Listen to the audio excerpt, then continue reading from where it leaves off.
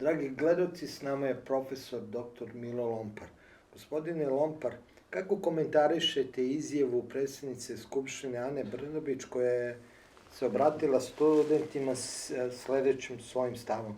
Ne sviđa vam se Srbija, idite, evo Hrvatska ima otvorena vrata za vas. Pa to je uobičajeni prostakluk, nevaspitanje, neuljudnost, nekorektnost koja proističe iz njene dugogodišnje drugosrbijanske orijentacije. Ona je naučila da se na narod gleda na taj način i treba da podsjetim da je ona bila dugogodišnji službenik USAID-a, molim vas, i tamo je naučila da se ljudi mogu ne poštovati i vređati. To je ono što je ona donela unutar ovog režima koji ja zato s razlogom nazivam Vučić-Brnabić režim.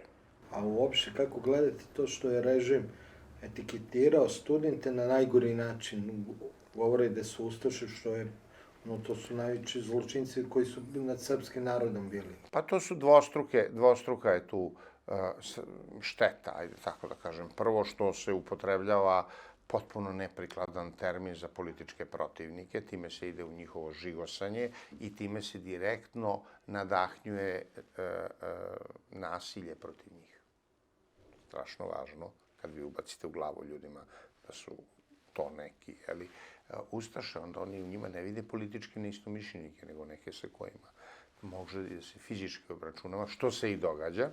A s druge strane, podmukli deo toga je da se prava priroda nezavisne države Hrvatske, njenog genocidnog zločina učinjenog nad Srbima, Jevrejima i Romima, nekako trivijalizuje, banalizuje i pretvara u neku političku stvar, a to nije politička stvar, nego to je jedan zločin koji apsolutno ne zastareva.